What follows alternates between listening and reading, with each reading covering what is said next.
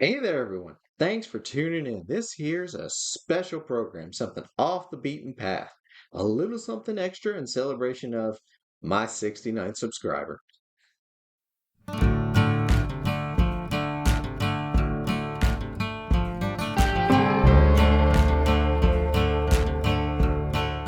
Now, y'all might be wondering, Gen X man, what is the significance of your 69th subscriber?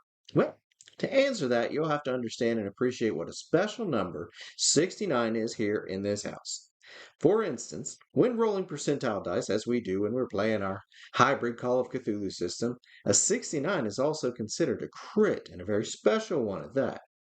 Further, we have an ongoing narrative the wife and I enjoy set initially in the year 1969. So, 69 is pretty special here in the house, and I felt it was important to keep the tradition alive, to celebrate it here during my journey on YouTube with y'all.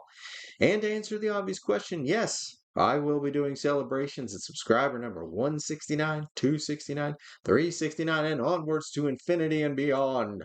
So y'all keep clicking that subscribe button and I'll keep making videos. Anywho, let's get on with it. A couple of months ago, my local comic shop had a big old clump of Playboys he'd gotten in on some deal or some such. They were all issues originally published all the way back in 1966. As the wife and I are connoisseurs and enthusiasts of the 60s, I grabbed the March issue just by itself initially, the one I'll be going over today.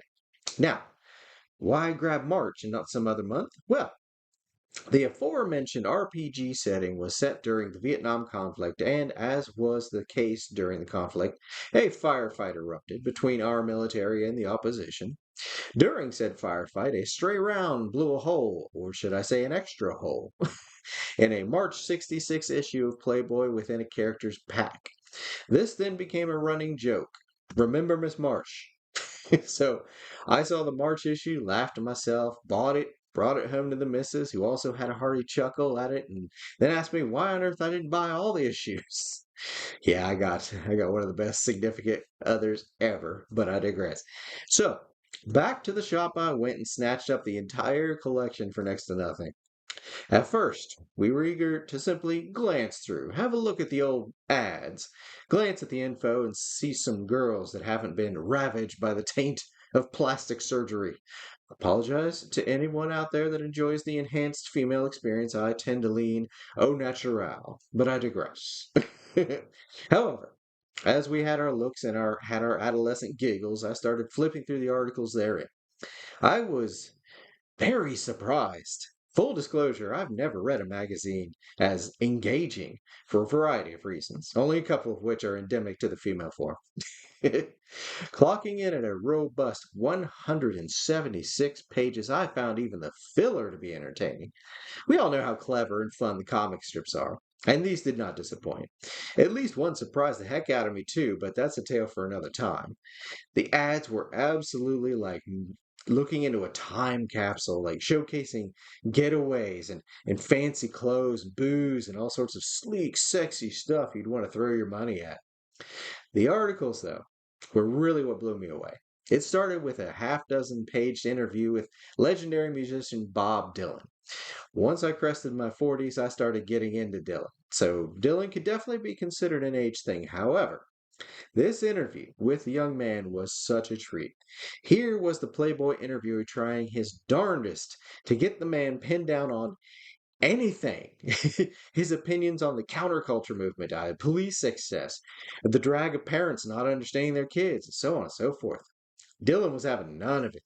I'd be hard put to find a single response from the man that had any level of seriousness to it at all. He was the picture of a smart-ass young man, and that was fascinating to see.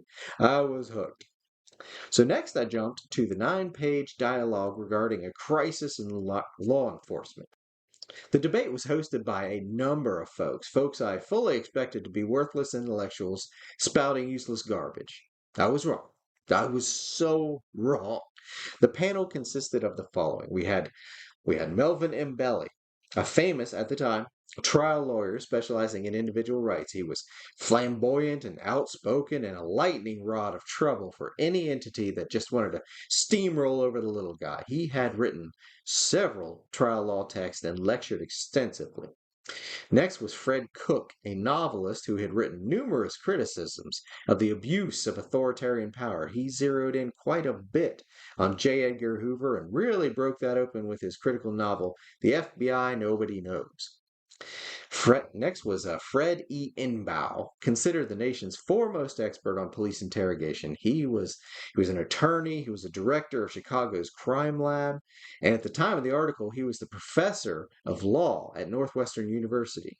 He co-authored the Criminal Interrogation and Confessions book, referred to as the Police Interrogator's Bible.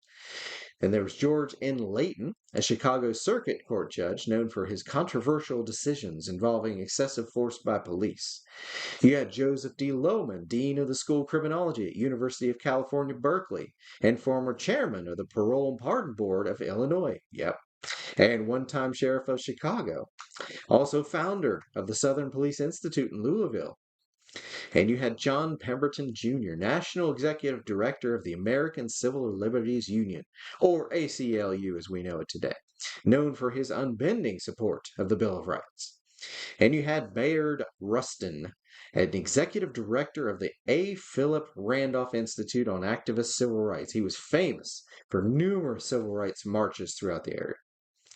And finally, you had William Turner, a former FBI agent and wiretap expert, who had wrote to the Senate and House committees while still employed by the Bureau, demanding an investigation of the FBI disciplinary measures, to which he got canned.